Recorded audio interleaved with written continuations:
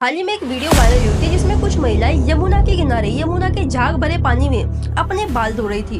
उनको शायद लगा कि ये शैम्पू है।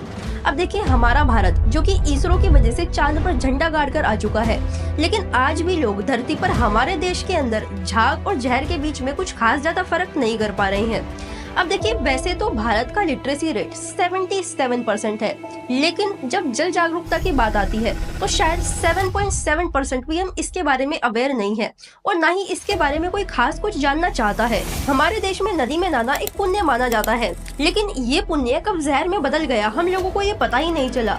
यमुना जो किसी समय में श्री कृष्ण की लीला भूमि हुआ करती थी, आज ऐसी हालत में आ चुकी है कि वहाँ पर नहाना एक बहुत बड़ा गुनाह बन गया है। लेकिन क्या गलती सिर्फ उन महिलाओं की है? सरकार लोगों को क्यों नहीं बताती है कि ये पानी अब नहाने लायक नहीं बचा है? सरकार क्यों सिर्फ होर्डिंग्स लगाती है, हेल्थ वार्निंग्स क्यों नहीं? और इन सबसे बड़ा सवाल ये आता है कि जब यमुना जैसी नदी में लोग झाग को शैम्पू समझ रहे हैं, तो आप लोग सोच कर देखिए कि हमारा देश आखिर कौन सी दिशा में जा रहा है। और यहाँ पर मुद्दा सिर्फ नदियों का नहीं है, बल्कि ये हमारे सिस्टम की कलेक्टिव फेलियर की एक बहुत बड़ी गवाही है। देखिए, हमारे देश की नदियाँ रो रही है, लेकिन ना तो जनता सुनने को तैयार है और ना ही नेता। और अगर आप वाकई इन नदियों को माँ मानते हैं तो कम से कम इन माओं को झाग और जहर से बाहर निकालने की क्षमता तो रखिए।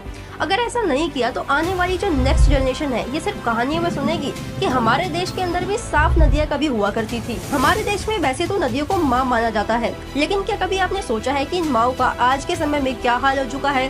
गंगा, यमुना, गोदावरी ये हमारी संस्कृति की रगों में बहती है, लेकिन आज इन्हीं रगों में प्लास्टिक, सीवेज, झाग और नेताओं की चुप्पी बह रही है। यमुना को साफ किया जाएगा, यमुना साफ कर सकते हैं।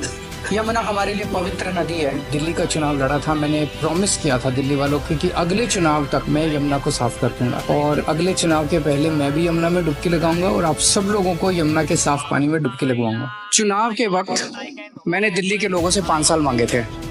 मैंने कहा अगले चुनाव में मैं खुद डुबकी लगाऊंगा यमुना के अंदर, आप सब लोगों को साफ पानी में डुबकी लगवा दूंगा, नहीं तो वोट मत देना मेरे को। मैंने 10 बार दिल्ली में बोला है कि अगर मैं 2025 तक यमुना साफ मत करूं, अगली बार मेरे को वोट मत देना। मैंने आपको एक प्रॉमिस किया हुआ है कि अगले चुनाव के पहले आपके साथ यमुना में डुबकी लगाऊंगा, वो कर दूंगा पूरा। भारत में हर रोज 40,000 MLD गंदा पानी नदियों में बहाया जाता है।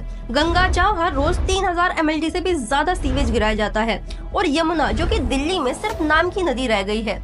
लेकिन इन सब डेटाज के अलावा भी एक होप बाकी है। क्यों? क्योंकि कुछ लोग ऐसे हैं जो आज भी न तो नोट के लिए काम करते हैं, न वोट के लिए काम करते हैं, और न ही कैमरे की पब्लिसिटी के लिए। वो सिर्फ देश के लिए काम करते हैं, जिनमें से एक नाम है मिस्टर राजेंद्र सिंह का, द वाटरमैन ऑफ इंडिया, जिन्होंने राजस्थान की सूखी धरती को फिर से जीवित कर दिया।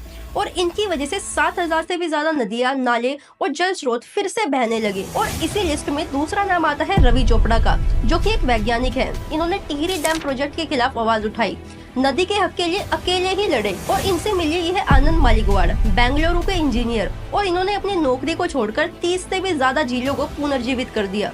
और इन सबसे खास आप उन लोगों के बारे में सोचिए जो हर रोज गंगा आरती से पहले गंगा नदी को साफ करते हैं अपने हाथों में झाड़ू लिए, बिना किसी पोस्टर और बैनर के। अब देखिए, हर बार नई गवर्नमेंट आती है और बड़े बड़े प्रॉमिस करती है कि वो इन नदियों को साफ कर देगी। लगातार यमुना जी को निर्मल और स्वच्छ बनाए जाने की दिशा में काम करेंगे। इसके लिए हमने 500 करोड़ रुपए की लागत से 40 डिसेंट्रलाइज्ड सीवेज प्लांट, ताकि कोई भी गंदा नाला यमुना जी में ना गिरे। और कई सारे बड़े बड़े प्रोजेक्ट्स भी लॉन्च करती है, और उन प्रोजेक्ट्स के ऊपर कई करोड़ रुपए भी खर्च करती है।